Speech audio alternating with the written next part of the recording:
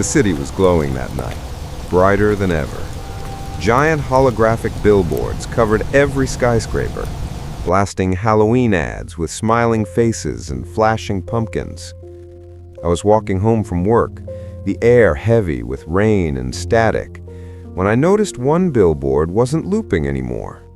It was watching me. At first I thought it was a trick of the light.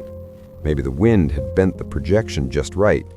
But the face on the screen blinked, slowly, deliberately. And when I stepped closer, the smile stretched wider, too wide for any human face to hold. People around me didn't notice. They just kept walking under their umbrellas, faces lit by neon reflections. I wanted to shout, to ask if they could see it too, but my voice felt swallowed by the city's endless hum. The face mouthed something.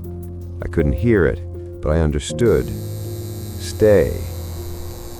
Curiosity is a curse. I stayed.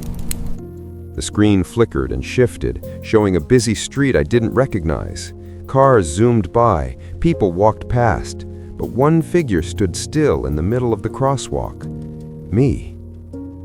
It was me, staring back from another side of the city. I started running toward the location on the billboard. Every few blocks, the same screen appeared again, showing my path from above, like the city itself was tracking me. My reflection multiplied across buildings, my face replayed in every hologram, my steps echoing through endless streets. When I reached the intersection, it was empty. The lights were dead, no traffic, no sound, only the faint hum of electricity in the air. I looked up at the nearest billboard, and there I was again, standing right where I stood now, but seconds ahead of me, staring down. Then came the whispers. They rose from the speakers, layered voices, overlapping, men, women, children, all saying the same thing. We are seen.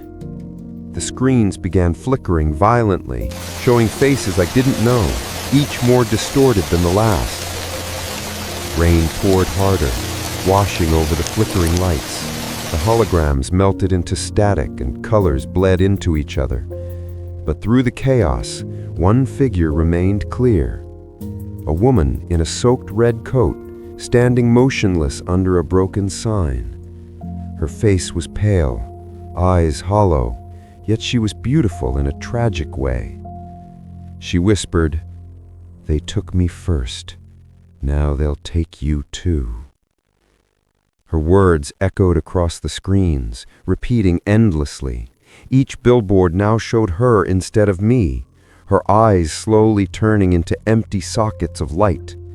And behind her image, faint outlines of others, hundreds maybe, thousands, trapped within the neon glow. I grabbed a metal rod from a construction site and smashed the nearest panel. Sparks flew. For a moment the city dimmed, but then, like veins of light, the other billboards pulsed brighter, repairing themselves instantly. She looked at me again and smiled sadly. I realized then they weren't just images, they were souls, reflections of people consumed by the network. The ads weren't selling candy or costumes anymore. They were selling remembrance, keeping the dead alive through endless repetition. The sky turned orange as the holograms synced together, forming one massive screen across the skyline. My reflection filled it all. My voice echoed through the city speakers. "Smile for the camera." It wasn't me saying it, but something wearing my face. I tried to run, but my body didn't move. I looked down and saw my reflection lag behind, caught mid-step. When I blinked, the world reversed. The billboard version of me was free, walking away, while I was frozen inside the glowing frame. The last thing I felt was warmth, not from the rain or the city lights, but from the screen wrapping around me like a cocoon. The crowd below cheered at the new ad, unaware the face they saw was now alive and trapped. Now, every Halloween, when the city glows orange and black, my face returns on those same billboards. Sometimes I see people stop and stare, sensing something familiar in my smile. I want to scream, but all that comes out is a pre-recorded laugh. And when the night ends and the ads reset, I wait for the next lost soul to look up and meet my eyes, because once you do, your reflection becomes part of the show, too.